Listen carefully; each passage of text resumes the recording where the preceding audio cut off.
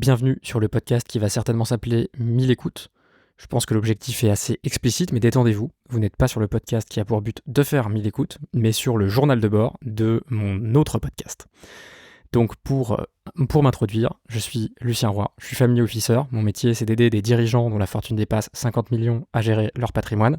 J'anime le podcast intitulé Le Family Office, qui est ma formation continue auprès des meilleurs professionnels de la gestion de fortune. Et mon objectif, d'ici le 30 juin 2024, c'est que chaque épisode de ce podcast, le Family Office, soit écouté par 1000 professionnels de la gestion de fortune. L'objectif, c'est de te partager les coulisses de cette croissance dans ce podcast informel. Et pour ce premier épisode d'introduction, de ce qui va être une sorte de journal de bord, comme je le disais, je vais te fixer un petit peu les objectifs pour voir où j'en suis déjà actuellement, où est-ce qu'on va aller, comment on va y aller, comment seront structurés aussi les prochains épisodes du podcast, parce que c'est quelque chose qui me semble important de vous signaler. Donc, premièrement, l'objectif, c'est de mener chacun des épisodes du podcast Le Family Office à être écouté par 1000 personnes. Pourquoi cet objectif? Pourquoi maintenant? Pourquoi alors que le podcast fait déjà 600 écoutes par épisode, 616 exactement en moyenne? Depuis septembre, donc c'est un podcast, le Family Office, pour te le présenter rapidement, qui est né, je crois, en avril 2022, et que je mène depuis à des rythmes différents. Ça a été un épisode par mois pendant quelques temps, c'est maintenant 2 épisodes par mois, et c'est un podcast qui me tient beaucoup à cœur, puisque comme je te le disais, c'est ma formation continue dans le monde de la gestion de fortune. Moi, je suis arrivé là, j'ai fait mes études, j'ai appris beaucoup de choses, et puis on se rend vite compte que finalement, ce qui va t'apprendre le plus, c'est pas uniquement d'étudier, c'est aussi de pratiquer, de rencontrer des gens, et parmi la valeur ajoutée que peut apporter un family officer, il y a bien plus que simplement de l'expertise. Je pense que le podcast Le Family Office me permet de progresser dans 3 dimensions qui sont très très importantes pour moi, et qui me semblent être les qualités essentielles d'un family officer. Premièrement, c'est l'expertise technique, parce qu'évidemment, sans expertise dans le domaine de l'investissement, du droit, de la fiscalité, un family officer va avoir du mal à aider ses clients. Deuxièmement, c'est la pédagogie, pour rendre chaque décision de nos clients simple et qu'ils soient en confiance en les ayant prises, qu'ils dorment bien la nuit, qu'ils soient sereins, qu'ils puissent se concentrer à 100% sur son business. Ça, c'est vraiment une des missions que je me donne, parce que ça me rend très fier de me dire ça, et de me dire que j'ai permis à des personnes qui créent beaucoup de valeur d'en créer encore plus, et de ne pas se soucier de certains sujets qui peuvent être très, très prenants mentalement. Et puis en dernier, il faut aussi apporter l'accès aux meilleures opportunités pour ces mêmes clients. Et ça, le podcast Le Family Office me permet de progresser également dans ces domaines. Premièrement, dans le domaine de l'expertise technique, parce que je rencontre des personnes qui sont expertes, qui ont souvent des années d'expérience, si ce n'est des décennies d'expérience. Et ça, c'est un partage très important. Ils ont donc une expérience qui leur permet de transmettre leur message avec beaucoup de pédagogie, ce qui me permet personnellement de progresser par mimétisme. Et puis, en dernier lieu, c'est des personnes qui, une fois que je les ai interviewés, on se connaît. Alors on se connaît pas, on n'est pas amis, on va pas forcément aller boire des verres ensemble, mais au moins on s'est rencontrés, on a discuté déjà pendant 1 heure ou 2 ensemble, et donc ça permet de rendre le prochain contact beaucoup plus facile, et ça permet de faire en sorte qu'ils puissent décrocher mon téléphone s'ils voient que je les appelle et que j'ai besoin d'eux pour un client. Et donc pour moi, c'est ces 3 qualités que je cultive avec le Family Office et que j'ai envie de continuer. Et donc tout ça pour dire que ce podcast a un objectif particulier, parce que je ne cherche pas à devenir podcasteur professionnel, je ne cherche pas à devenir entrepreneur ou juste un média de podcast, je cherche à faire en sorte que ce podcast soit une aide la plus grande possible pour que je devienne le meilleur family officer possible. Donc voilà, maintenant que le décor est posé, pourquoi cet objectif de faire 1000 écoutes par épisode? Je vais t'en parler. Pourquoi ce deuxième podcast? Je vais t'en parler aussi. Et puis à la fin, eh bien, je te donnerai tout ce qu'il faut pour comprendre la démarche et savoir si tu as envie d'écouter les prochains épisodes. Donc pourquoi viser 1000 écoutes par épisode, alors que je te le disais, j'en ai déjà 600? Depuis septembre, je suis un peu rentré dans une routine avec ce podcast. Donc là, on est en décembre 2023. Depuis septembre 2023, ça fait quand même 3-4 mois que j'ai aucun challenge en fait avec le podcast Le Family Office, parce que je sais exactement comment ça marche, je fais le montage facilement, je suis dans une forme de routine où plus rien ne me fait réellement progresser. J'ai quand même commencé la recherche de sponsors. Ça, c'est quelque chose de très intéressant. Je pense que j'aurai l'occasion de t'en parler dans plusieurs épisodes. Mais ça, c'est pareil. C'est intéressant, mais c'est pas non plus le challenge du siècle. Et en plus, comme j'ai besoin que ce podcast soit d'une fiabilité immense, d'une qualité irréprochable, j'ai besoin d'être très très sélectif sur les sponsors, raison pour laquelle il n'y en a pas encore qui sont sortis des épisodes sponsorisés, mais ça va venir. Et donc ça va pas très vite, c'est très fastidieux de rechercher, de vérifier que les personnes sont compétentes, etc. Et en plus, le sponsoring, ce qui est sympa, c'est que ça fait gagner de l'argent, mais ce qui est intéressant quand on veut gagner de l'argent, c'est d'avoir une motivation pour le gagner, et cette motivation, c'est de faire croître encore le podcast, parce que c'est plus favorable de faire les choses comme ça, et moi j'ai envie de continuer à faire grandir ce podcast. Je t'expliquerai tout à l'heure pourquoi. Et donc j'ai besoin de motivation tout simplement pour continuer, pour m'amuser et pour prendre du plaisir dans ce podcast.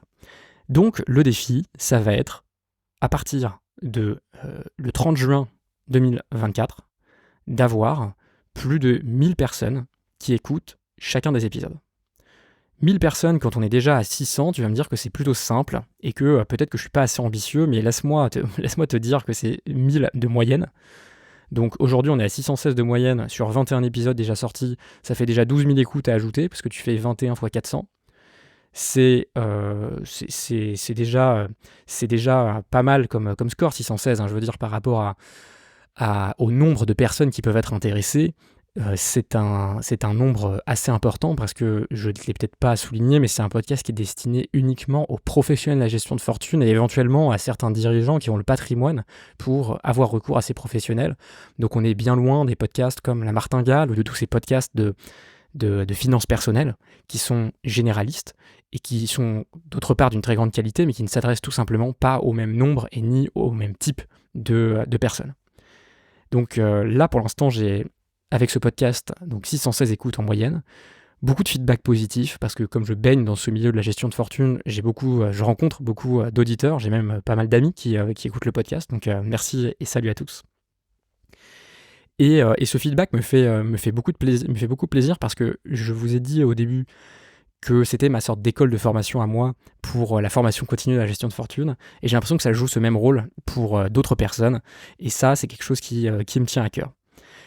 L'idée, donc, c'est d'augmenter la portée de ce podcast pour pouvoir ensemble augmenter les standards dans le milieu de la gestion de fortune, pour augmenter le partage qu'il y a aussi entre les professionnels qui n'ont pas forcément le temps de créer du contenu, qui font autre chose, qui sont intéressés par d'autres sujets. Et donc, il va falloir, pour augmenter la moyenne de vues, d'écoute des épisodes de 600 à 1000, d'abord faire 400 écoutes de plus en moyenne sur chacun des épisodes qui sont déjà parus. Et puis, il va aussi falloir faire donc 12 nouveaux épisodes, parce que 6 mois, donc 2 épisodes par mois, on en est à 12. Et il va falloir faire 1000 écoutes chacun. Ce qui fait 20 000 écoutes en 6 mois.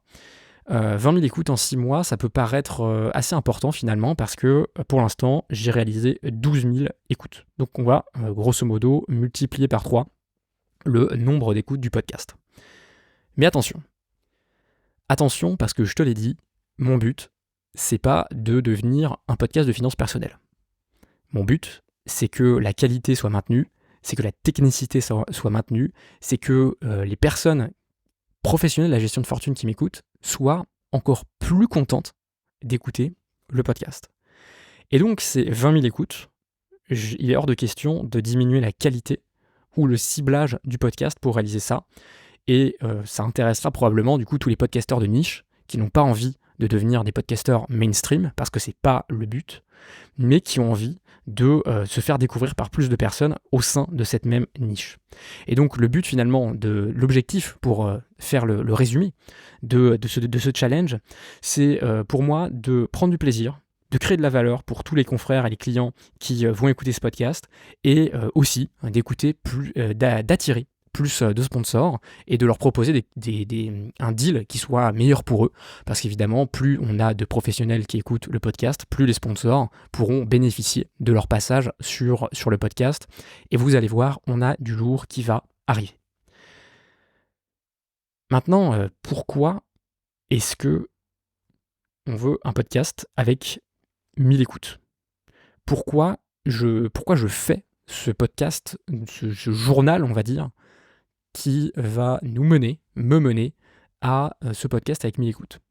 Premièrement, pour me motiver, parce que je te l'ai dit juste avant, depuis septembre, c'est un peu la routine, c'est un peu le train-train, et je m'ennuie en fait en faisant ce podcast. Donc là, j'ai envie de remettre un peu de défi, de m'amuser, et d'avoir cette incitation à progresser plus vite, et à m'engager auprès de toi, de faire certaines actions chaque semaine, et puis de voir si ça fonctionne. Et je pense que ce sera un défi intéressant pour moi, et j'espère que que tu vas apprendre des choses. Si c'est le cas, tant mieux. Et puis sinon, je t'invite à écouter le podcast principal, le Family Office, comme ça au moins tu contribueras au défi de faire 1000 écoutes par épisode. Et puis, alors que quand tu m'écoutes ici, ça ne contribue pas. Alors, maintenant, quel contenu on va mettre sur ce podcast ? Je tourne un peu, j'ai pris quelques notes pour ce premier épisode. Les autres seront probablement un peu moins préparés, parce que le but c'est que ça me prenne pas de temps, c'est que ça me fasse juste me faire un peu de feedback à la fin de la semaine, et que en maximum 1 heure, on ait plié le sujet pour pouvoir avancer encore plus, parce que voilà, le but c'est pas de s'écouter parler pendant 1 heure, mais de progresser au maximum et de tirer plus de leçons. Et tu vas voir, c'est l'objectif des différentes sections qui vont composer le podcast à chaque épisode. Cette fois-ci, je ferai aussi ces sections pour te montrer un petit exemple, et je pense qu'elles seront un peu plus développées dans les prochaines semaines, parce que là, le but, c'est pas de faire non plus l'épisode le plus long. Donc, il y aura 4 ou 5 sections dans chaque podcast. Après, ça pourra évoluer, évidemment, au fil du temps. Donc, la première section, ce sera la section recadrage. Parfois, c'est une simple phrase, ou parfois, c'est aussi la réalité qui nous met une bonne leçon. Et je pense que je suis pas le seul, et j'ai plein de moments de recadrage comme ça toutes les semaines, avec un truc que je me dis, tiens, ouais, c'est marrant, ça fait 3 fois que ça m'arrive, peut-être que je devrais en tirer une leçon. Ou alors, tiens, cette phrase, j'entends plusieurs personnes que j'admire la dire, peut-être que ça veut dire quelque chose, mais j'arrive pas à le percevoir tout de suite. Et en fait, tous ces éléments-là, je trouve que malheureusement, je ne m'en saisis pas. C'est-à-dire qu'ils passent, et puis je passe à autre chose, et puis j'y réfléchis plus, et puis 2 semaines après, j'ai de nouveau la même réflexion, et j'ai vraiment pas l'impression d'avoir progressé.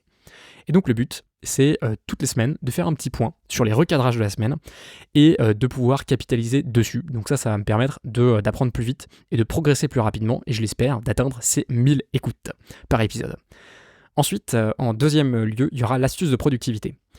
J'ai été coach en productivité pendant 5 ans, avant toutes ces aventures de gestion de patrimoine, et même quand on dit que les cordonniers sont les plus mal chaussés, et je pense que dans les coachs en productivité, c'est un peu l'impression qu'on a en permanence. C'est-à-dire qu'on conseille plein de choses, on donne des indices pour être plus productif à plein de personnes, et puis au final, on a toujours, comme ces mêmes personnes, du mal à s'appliquer à soi-même ces conseils. L'avantage, c'est que du coup, pendant 5 ans, j'ai étudié ces questions avec beaucoup d'attention, donc maintenant j'ai un petit peu d'avance pour pouvoir les mettre en place dans mon quotidien, et ça va être nécessaire parce que je te l'ai dit, je travaille à plein temps, j'ai pas mal de boulot, et ça me plaît beaucoup, donc j'ai pas non plus envie de passer tout mon week-end à travailler sur le podcast, j'ai pas envie de passer toutes mes soirées non plus, donc il va falloir être très efficace pour pouvoir augmenter mon output sans maximiser l'input non plus. Je te dirais que je te parlerai des méthodes auxquelles j'ai pensé dans cet épisode, et puis dans les suivants. Pour la suite, on parlera aussi des lectures de la semaine. Les lectures de la semaine, ça va être 2 ou 3 ressources pour prendre de la hauteur et donner de meilleurs conseils à nos clients qui sont des dirigeants.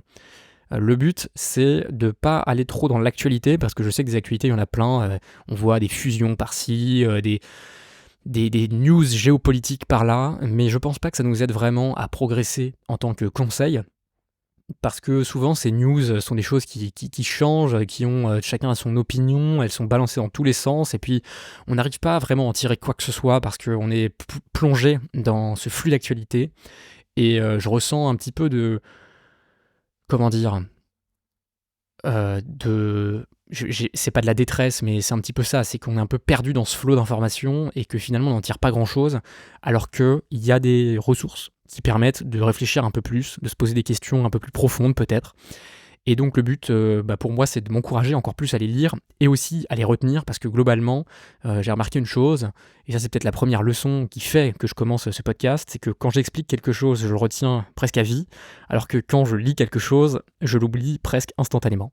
Donc le but, ça va être pour moi de prendre quelques notes et de pouvoir te restituer 2 ou 3 articles que j'ai pu lire, 2 ou 3, peut-être même des livres, parce que je lis aussi pas mal en ce moment, qui sont intéressants, qui méritent de l'attention, particulièrement pour nous, les conseils de dirigeants.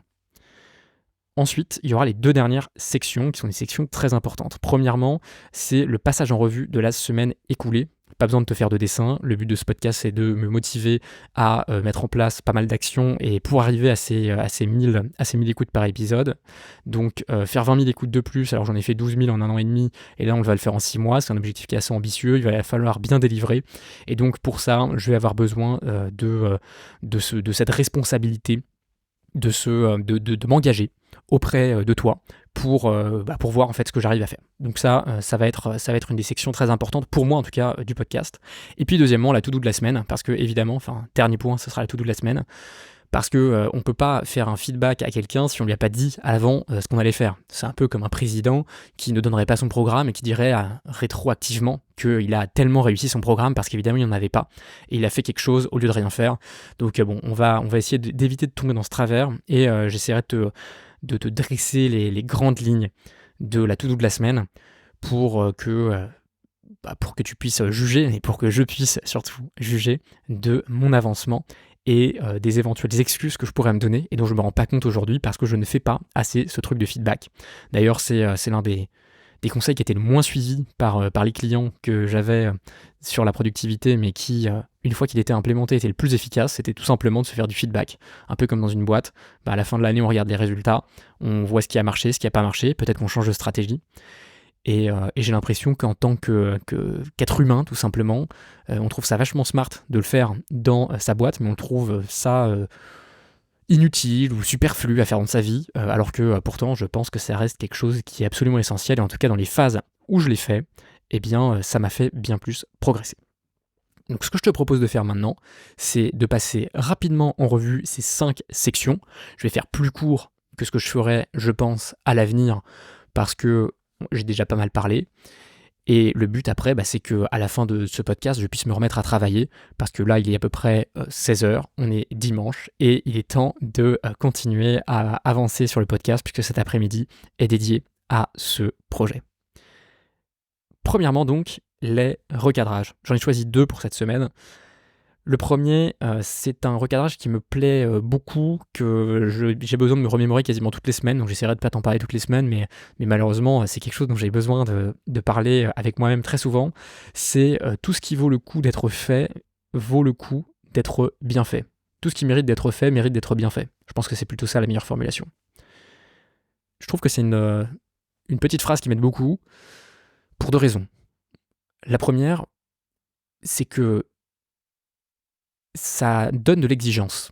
Ça donne de l'exigence parce que si j'ai choisi de faire quelque chose, il faut le faire à fond. Et c'est dans cette optique-là que je place ce défi de 1000 écoutes par épisode, parce que là, je faisais le podcast par-dessus la jambe.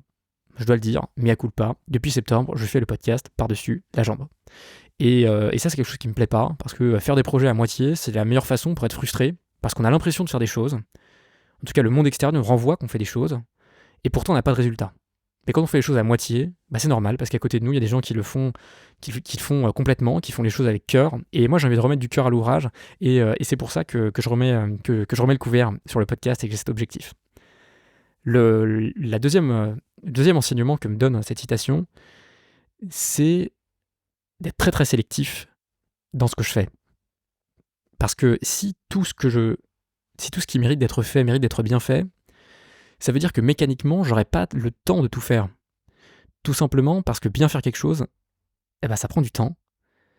Ça nécessite beaucoup plus de travail que de le faire par-dessus la jambe. Et donc, ce qui est intéressant, c'est que ça m'oblige à dire non à beaucoup de choses. Et là, en ce moment, c'est vrai que je dois dire non à énormément de choses. Quand on est à Paris, on a quand même beaucoup de possibilités de sorties, etc. Et là, il va falloir bien se concentrer sur le podcast, donc ça va me permettre d'être bien plus sélectif. Et d'ailleurs, je l'ai dit au début, mais l'objectif, c'est de faire ces 1000 écoutes d'ici juin 2024. Donc c'est un objectif aussi sur 6 mois. Et c'est aussi un témoin pour moi de l'attention que je vais mettre sur ce podcast, parce que je ne te dis pas que je vais me concentrer dessus pendant 3 mois, ni pendant 2 mois, ni pendant une semaine, je te dis pendant 6 mois. 6 mois, c'est pas très long à l'échelle d'une vie, mais c'est quand même assez long pour un seul projet. Et je te dis que je vais pas abandonner avant. Et c'est ça qui va être intéressant, c'est de ne rien lâcher jusqu'à ces 6 mois, et donc de faire les choses complètement jusqu'au bout. Deuxième recadrage maintenant, parce que je pense que j'ai fini avec celui-là, c'est de s'engager en public. Ça, c'est un conseil aussi que les gourous de la productivité donnent beaucoup, souvent sans le faire eux-mêmes d'ailleurs, j'ai envie de dire. Mais quand j'étais coach en productivité, c'était un truc qui m'aidait beaucoup, ce truc d'engagement en public. Parce que bon, en plus, quand t'es coach en productivité, t'as un peu la pression, parce que forcément, dès que tu dis que tu vas faire un truc, tout le monde pense que t'es un as de la productivité, donc que tu vas forcément réussir. Donc ça te met une petite pression supplémentaire. Et c'est quelque chose d'intéressant, parce que souvent, on prend des engagements, enfin en tout cas moi, souvent, je prends des engagements vis-à-vis de moi-même, et puis, parfois, j'atteins pas ce que je me suis dit que j'allais faire, et je me justifie a posteriori que finalement, c'est pas grave, qu'en fait, c'était un peu déjà prévu à l'avance, que j'avais pas envie de mettre autant d'énergie, que j'avais trouvé d'autres priorités. Enfin bref, je me donne plein d'excuses. Et l'avantage de le dire en public, et en particulier de l'enregistrer à un micro, c'est que dans 6 mois, je vais pouvoir réécouter cet épisode et savoir exactement ce que j'ai dit, exactement ce que j'ai pensé sur l'objectif que je me suis fixé. Et ça, j'espère, je pense que ça aura une grande valeur pour moi, parce que maintenant que c'est gravé dans le marbre, eh bien, il va falloir y aller. Il va falloir pas y aller uniquement à moitié, mais y aller vraiment complètement. Donc ça, je pense que ça va beaucoup m'aider. Et d'ailleurs, en parlant de choses qui vont beaucoup m'aider, on va passer à la section productivité. Dans la section productivité, j'ai envie de te parler d'un des trucs qui me plaît le plus. Et encore une fois, c'est un élément dans ma compréhension, où on se dit que c'est vachement intelligent de le faire quand on est en entreprise, et puis quand on est de notre côté, tout seul, qu'on gère nos projets, on le fait beaucoup moins, on est beaucoup moins assidu, on le fait avec moins de cœur.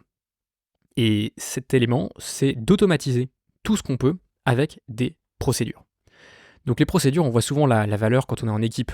Tous les process, c'est des choses qui permettent de répliquer des actions, de faire en sorte que plusieurs personnes répliquent des actions de la même façon, et de façon généralement plus rapide, puisqu'évidemment quand on a juste un mail à copier-coller au lieu de recréer un nouveau mail à chaque fois, eh bien on se retrouve dans une situation où on gagne beaucoup de temps. On gagne aussi en termes de standard qualité, parce qu'évidemment quand on a un process, ça fait que tout le monde agit de la même façon, et ça c'est particulièrement intéressant à l'échelle d'une entreprise. Mais quand on est tout seul, les bénéfices sont immenses aussi. Et je m'en suis rendu compte justement depuis le mois de septembre. Comme je t'ai dit, j'étais en dilettante un peu sur le podcast Le Family Office. Et j'ai arrêté de suivre mes process. Pourtant, j'adore les process, donc j'en ai toujours plein.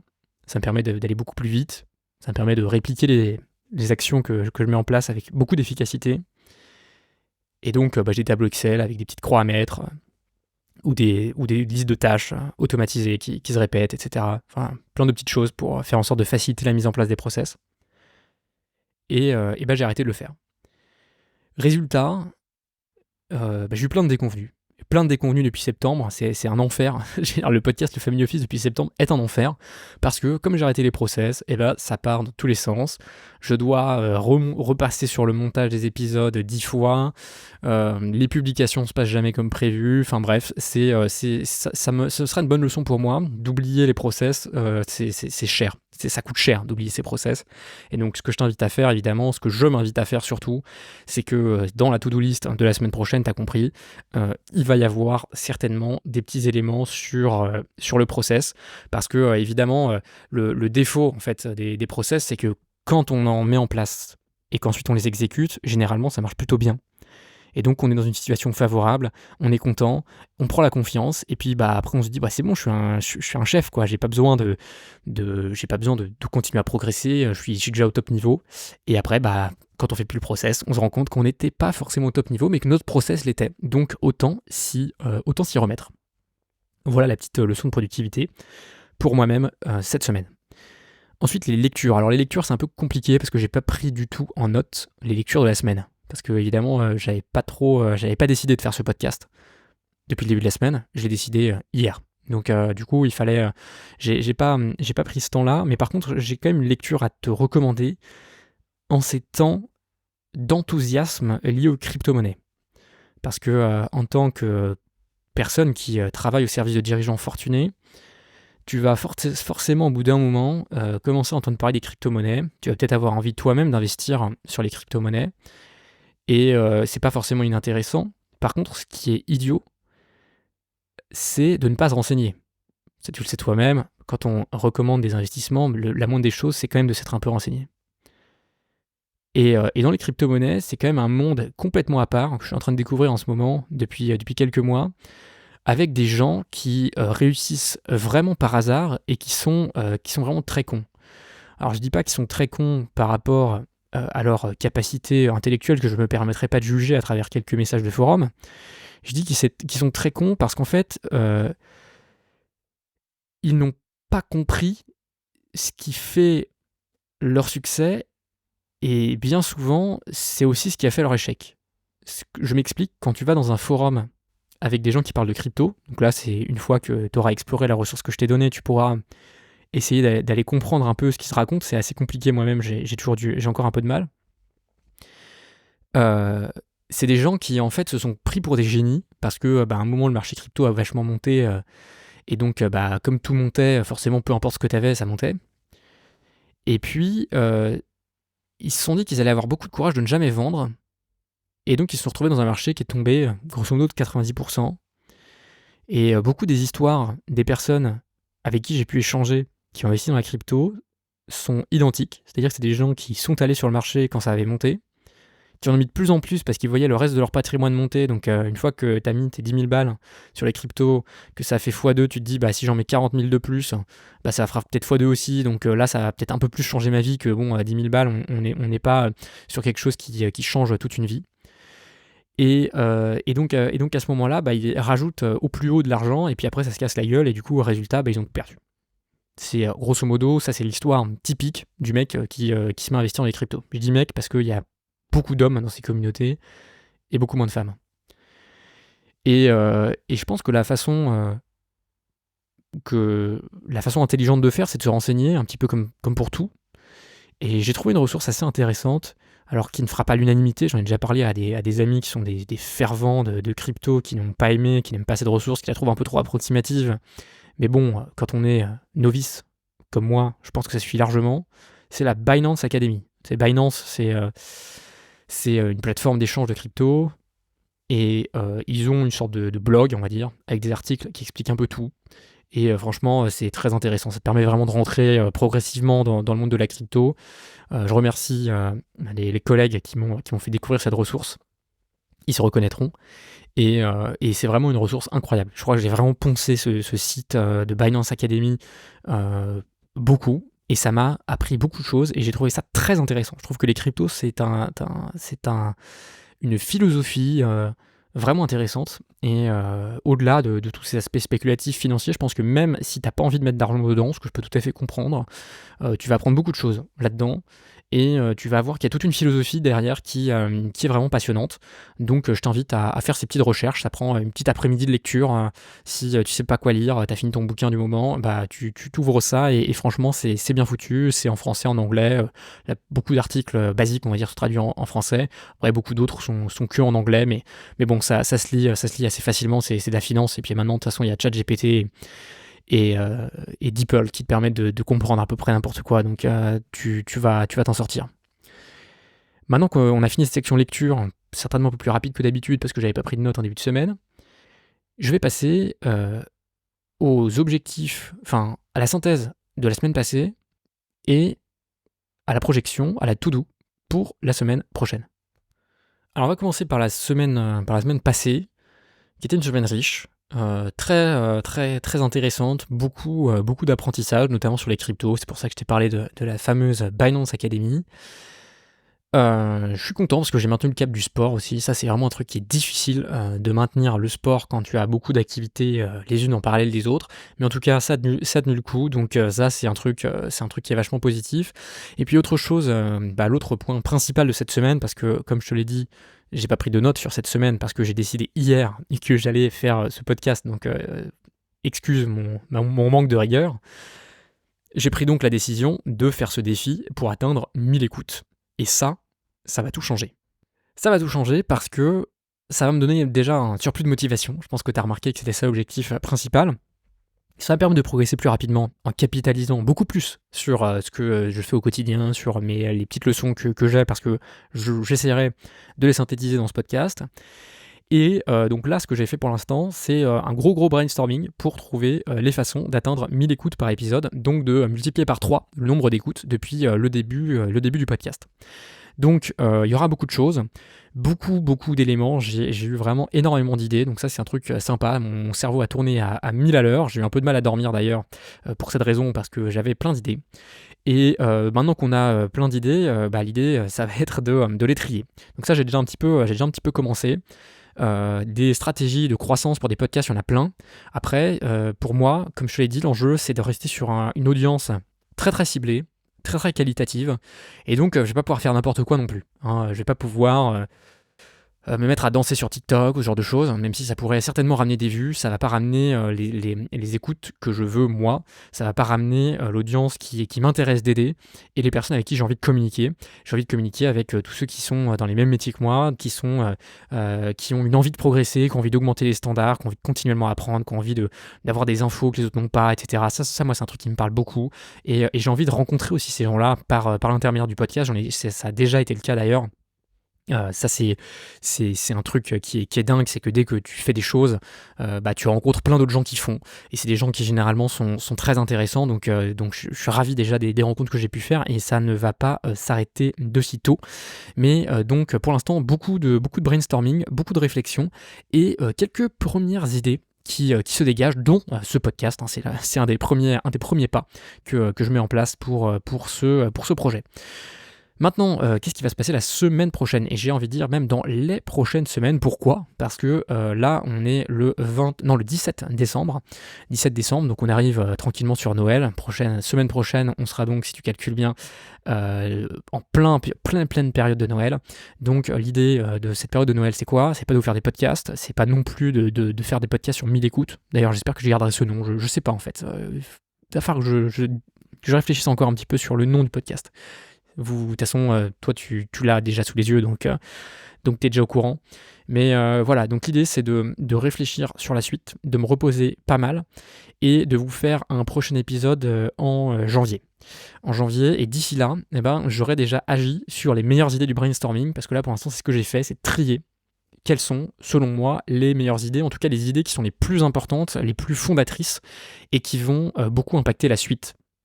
Parce que pour moi, ce qui est essentiel dans un brainstorming, c'est vraiment de tout balancer, et puis ensuite de faire un gros tri, parce qu'évidemment, on a souvent aussi des mauvaises idées en brainstorming, mais moi, ce que j'ai pu constater dans mes sessions, c'est que des fois, 2 mauvaises idées ensemble, ça fait une bonne idée, et donc c'est important de toutes les noter, même s'il y a des trucs qui sont complètement débiles. Donc, semaine prochaine, qu'est-ce qui va se passer? Quelles sont ces meilleures idées du brainstorming? Premièrement, je vais réfléchir au scope du podcast. Le podcast, depuis le départ, il s'appelle le Family Office. Un Family Office, donc ça veut un peu tout et rien dire, hein. Pour ceux qui ne connaissent pas le Family Office, c'est un mot qui n'est pas réglementé, donc c'est pas comme un avocat ou un notaire, hein, qui a un diplôme spécial, etc. Family Office, c'est un mot qui peut être vraiment polysémique en fonction de la personne qui l'emploie. Et donc parfois c'est uniquement des conseils financiers, parfois c'est beaucoup de juridique, parfois, il y a un peu un mélange de tout, parfois c'est même du bullshit, hein. Il y a pas mal de personnes qui prétendent faire des Family Office, mais qui n'en sont pas aussi, hein. Ça existe un petit peu comme dans toute appellation. Et donc l'idée, c'est que là, depuis le départ, j'ai fait un podcast qui me ressemblait beaucoup. C'est-à-dire que j'ai fait un podcast très technique, très juridique, parce que mon parcours est juridique depuis quelques années. Et j'ai envie d'élargir un peu ce scope, parce que maintenant que je suis family officer, j'ai besoin aussi de progresser sur d'autres plans que le côté purement juridique et technique, même si ça reste un de mes domaines de cœur et sur lequel j'adore apporter de la plus-value aux clients. Eh bien, il va falloir aussi se mettre à d'autres choses. Et donc, j'ai envie d'élargir le scope, mais il va falloir décider de à quel point je l'élargis ou pas. qui j'ai envie d'interviewer, qui j'ai envie de faire passer sur le podcast, etc. Quel genre de profession j'ai envie de faire passer. Et finalement, la question, c'est comment apporter le maximum de valeur à mes auditeurs qui sont donc les professionnels de la gestion de fortune. Pour ça, je vais faire quelques appels avec des membres de la communauté du podcast. J'en ai déjà fait quelques-uns, je vais continuer à le faire, j'espère que je réussirai à les avoir cette semaine, même si c'est la fin de l'année, donc les gens sont souvent un peu chargés. Je vais essayer de les avoir le soir, le midi, enfin un moment où ce sera possible. Et donc voilà, ça c'est le premier point, c'est de définir à quel point j'élargis le scope du podcast, qui est pour l'instant uniquement juridique et fiscal, et qui va s'élargir un petit peu. Et également, ça va me permettre de m'adresser à d'autres sponsors, parce qu'aujourd'hui, la quantité de sponsors de qualité que je peux avoir avec mon domaine d'expertise, mon domaine de traitement du podcast est relativement faible. Et quand je dis des sponsors de qualité, c'est des sponsors vraiment excellents, irréprochables. Donc le but, c'est d'être à ce niveau-là d'exigence, parce qu'évidemment, quand on a un podcast qui commence à faire pas mal d'écoutes, en fait 600 écoutes, moi je pensais que c'était ridicule, mais en réalité, par rapport aux diffusions de pas mal de journaux d'expertise sur l'ingénierie patrimoniale, etc., c'est déjà énorme, et surtout que les temps d'écoute par les auditeurs sont assez longs, et donc ça montre qu'ils aiment, qu'ils apprécient la qualité du podcast. Donc ça, c'est vraiment plein de bons signes qui font qu'il y a plein de personnes aussi qui s'intéressent au podcast, qui veulent le sponsoriser, mais qui sont souvent des fonds d'investissement avec des fondamentaux ou des arguments de vente qui sont pas idéaux, ou avec des frais qui sont hors de prix, etc. Enfin, genre de trucs qu'on ne propose pas en family office, donc j'ai pas envie de proposer ici. Donc voilà, faire un peu définir exactement le scope du podcast, définir quel genre de sponsor j'ai envie d'avoir. Est-ce que par exemple, ça c'est une question que je me pose, est-ce que j'ai envie peut-être de faire intervenir des personnes qui travaillent dans la tech, un peu dans la fintech, mais dédiées au patrimoine très très élevé. Ça pourrait être intéressant aussi. Donc voilà, plein de petites réflexions qui sont en cours et qui vont se poursuivre la semaine prochaine et pendant la semaine de Noël. Ensuite, le deuxième gros point, c'est peut-être l'un de ceux qui prendra le plus de temps, c'est la mise au point de la stratégie de promotion du podcast. Parce que bon, c'est bien beau de dire qu'on va faire 1000 écoutes, c'est bien beau d'en avoir l'ambition, mais il faut se donner les moyens de ces ambitions. Et donc, j'ai pas mal d'idées, de stratégies de croissance qui seront à tester, mais toujours dans une optique de bien cibler l'audience. Donc là, pour l'instant, j'ai quelques idées de stratégies pour créer des shorts. Je sais pas si tu le sais, mais moi j'ai créé beaucoup de TikTok pendant un moment. J'étais pas mal sur Instagram, etc. D'ailleurs, j'ai encore ma chaîne TikTok qui s'appelle Le Family Office, qui avait amassé 80 000 abonnés. Donc tu vois, ça avait quand même pas mal fonctionné. Mais c'était plutôt sur du grand public. C'était plutôt des explications sur, tu vois, pourquoi il y a plein de mecs qui racontent du bullshit sur les SCI, etc. Donc c'était un peu issu d'un ras-le-bol de ces conseils à la con qui étaient donnés par des personnes qui n'ont aucune qualification, aucun diplôme, qui racontent que des bêtises. Donc ça m'avait beaucoup plu de le faire, mais là aujourd'hui on va certainement être sur quelque chose d'un peu différent, donc qui touchera moins de monde, et c'est une des difficultés de ce challenge, c'est que il faut que je fasse plus de volume, c'est le but, mais pas au détriment de la qualité, et donc ne pas me comparer à des personnes qui font beaucoup de volume, mais avec une audience très différente, ou une qualité d'écoute qui est très différente. Donc l'idée, là, ça va être de déterminer est-ce que c'est intéressant de faire des shorts ou pas, est-ce que je fais des extraits d'épisodes, est-ce que je crée en natif aussi des TikTok comme j'ai pu le créer pendant un moment, ou des vidéos Instagram. On va voir, je suis pas encore fixé là-dessus, mais ça va être le but de la semaine prochaine. Donc voilà. Je pense que je t'ai tout dit. Je pense qu'il y aura peut-être une session Q&A dans les prochains épisodes. Donc si tu as une question, bah, tu peux me l'envoyer. Je suis facile à contacter, que ce soit sur LinkedIn, tu t'abonnes à la newsletter du podcast Le Family Office, tu vas sur le-family-office.fr, tu vas facilement pouvoir t'abonner, ensuite tu réponds à l'adresse qui t'a envoyé le mail, et moi comme ça je verrai ton mail. C'est plus simple, parce que si je commence à partager mon adresse mail ou mon numéro de téléphone sur le podcast, ça risque de partir en explosion de boîte mail. Donc l'idée, c'est aussi de gagner du temps. Voilà, donc j'ai terminé ce premier épisode du podcast. J'espère qu'il t'a plu. N'hésite pas à me dire un peu ce que tu en as pensé. Je sais pas si je vais demander de mettre des notes 5 étoiles, etc. au podcast, parce que Le but, c'est pas de le faire grossir celui-là, c'est plutôt qu'il m'aide moi. Après, qu'il y ait des gens qui l'écoutent ou pas, franchement, ça m'est assez égal.